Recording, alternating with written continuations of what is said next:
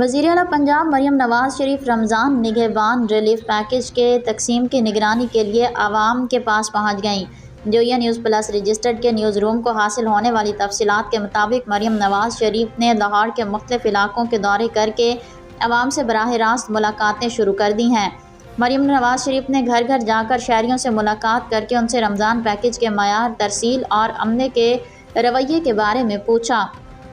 इस मौके पर बुज़ुर्गों, माओं और बेटियों ने मरियम नवाज़ शरीफ को दुआएं दी।